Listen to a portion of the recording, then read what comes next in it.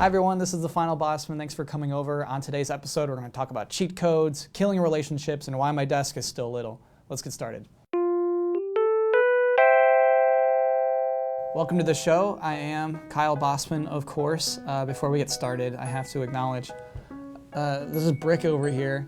That brick belongs to Nux Jr.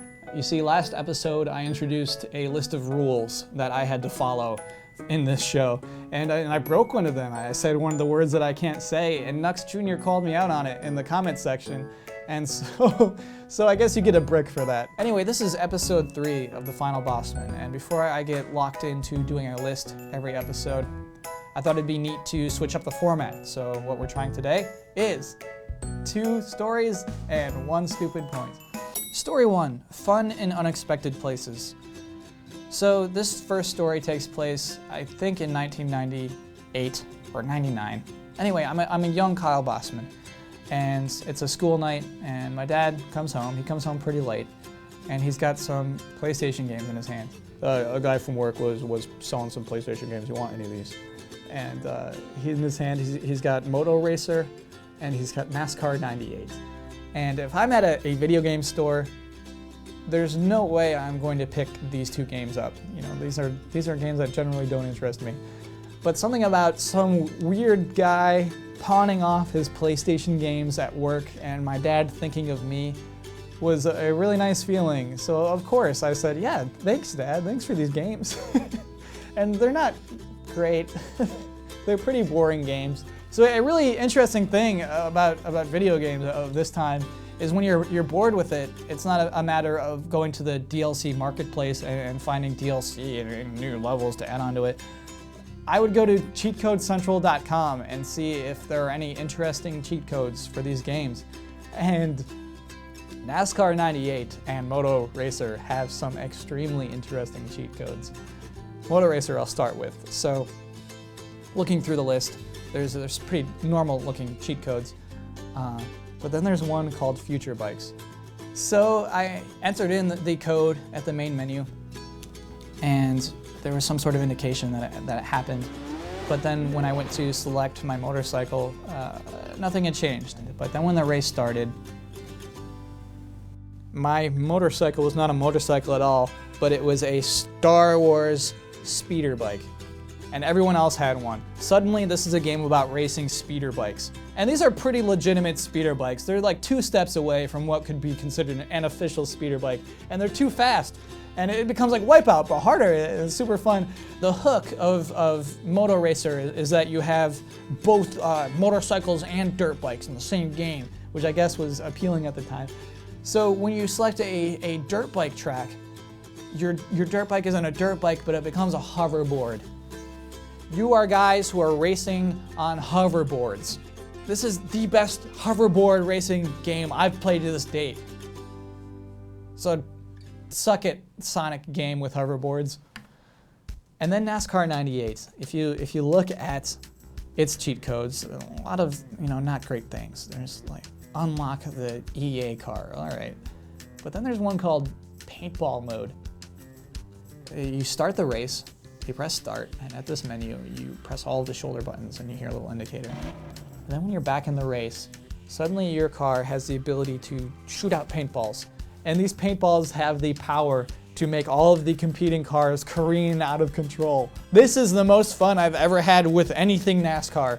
What makes it even greater is in first-person mode, the driver has the audacity to wave at his opponents as he puts their lives in danger. These 2 cheat codes single-handedly made uninteresting games interesting, and that is why those are my favorite cheat codes of all time. Story 2, the moment I changed my mind on linearity. I realize this is kind of unpopular. I like linearity. I like linear stories. I like Metal Gear Solid and Final Fantasy IX and Tomb Raider. I like these games that have a planned arc for your character.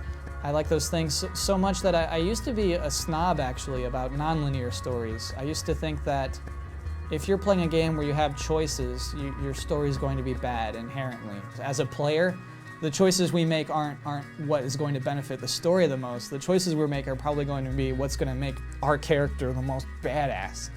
So I felt that way for a long time, and the game that changed my mind was Mass Effect 3. Now, I played all the way through Mass Effect 2, but I never took any of the decisions seriously. Any of the options I was given, I kind of just always went for what was evil, because that was what was going to give me the funniest cutscene and give my character's face more lava scars. And I played through most of Mass Effect 3 this exact same way, but then something really struck me, and that was the moment when Joker, who's Seth Green with big muscles but can't walk, and Edie, the sexy robot, they start showing feelings for each other. It seemed forced. It seemed like the writers were trying to create this cute situation where these two oddballs were finding love in each other, and that it would be a charming thing. And I just thought it was manipulative and nonsensical. And what Mass Effect 3 allowed me to do was not let that relationship happen. EDI comes to Commander Shepard and says, "I think that I feel love, is that okay?" And I was allowed to say, "No, don't fall in love with Joker. Just be a robot and shoot guns." And she said, "Okay." And then there's a scene with Joker where he comes to Commander Shepard and is like, "Hey, I kind of feel like I have feelings for Edie. She's kind of like the only woman who's ever like really talked to me." And you're allowed to say, "No, you can't. I'm sorry. You're the comedic relief of this story, and you need to pilot our ship because we're saving the galaxy, and you can't have that love with that robot." In most games where you're allowed to make choices, it's generally just things that are going to affect your character. You're joining this clan, or you're choosing, you're going to be a good guy or a bad guy. But Mass Effect 3 in this moment allowed me to make a decision for the story that didn't affect my character at all. Imagine if in watching the final season of Friends, you could reach in and talk to Joey and tell him not to confess his love to Rachel. Or imagine if you could kill off Hawkeye in the first 5 minutes and then watch a movie about the Avengers you actually like. That is something that only video games allow you to do. And I have a dumb scene from Mass Effect 3 to thank for that. And finally, the stupid point. EA is not the worst company in America. The Consumerist holds this competition every year for the worst company in America. EA won last year and is looking pretty good to repeat that victory this year. They may have already won by the time this airs, I'm not sure. This list is not to be taken seriously. It's kind of a goof. In the past, Halliburton has won, but they're not even nominated this year because the Consumerists realize they'll get more clicks if they allow us to vote for JCPenney or Carnival Cruise Lines than to make it anything political. It's not the worst companies in America. It's the companies in America that irritate us the most. And I don't think that EA even belongs on that list. Let me go back for a sec to my beloved NASCAR 98 and Moto Racer. Their sequels, NASCAR 99 on the PlayStation and Moto Racer 2, they did not have feature bikes and they did not have paintball mode. And the reason for that probably is when they were budgeting out these sequels that there's no space and time and resources for these neat bonus modes that can't be advertised on the back of a box. And so these cool secrets were a risk back then, but they're even more a financial risk now.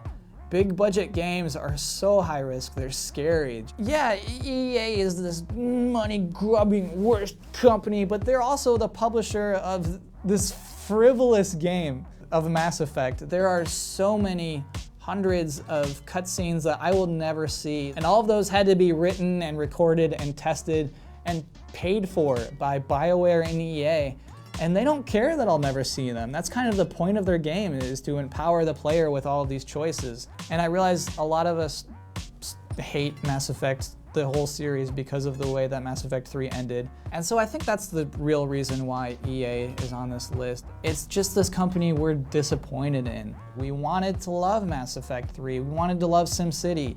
We want to love Battlefield 4.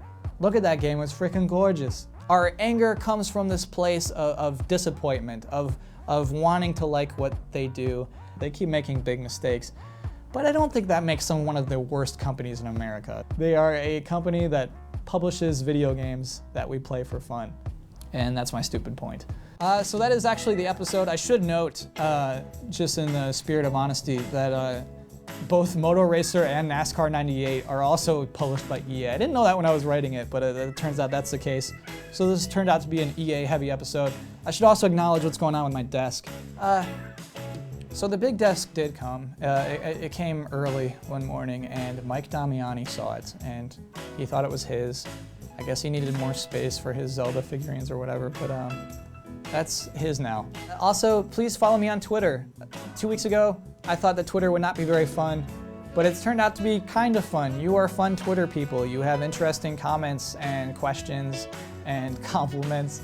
Sometimes I want to tweet thank you to you, but I realize you shouldn't tweet just the words thank you. Just know that I am grateful for all of the nice things you say, and in the comments even. Also, please comment on this episode. I'm genuinely curious what you thought of it. If you want lists back, let me know.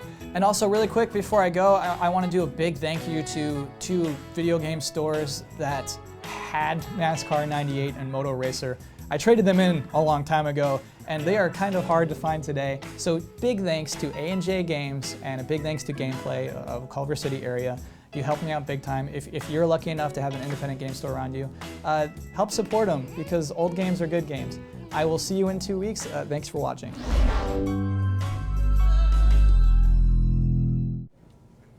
Hey, Mike. Hey, what's up, Kyle? I was just noticing your 3rd desk. Yeah, it's nice. Yeah, well, I was wondering if maybe I could have it, please. No, I don't think so. Please, I just need it for like 1 hour for my show. No, I need it too. Sorry. What do you need it for? You just have one Link bobblehead on it. Hold that thought.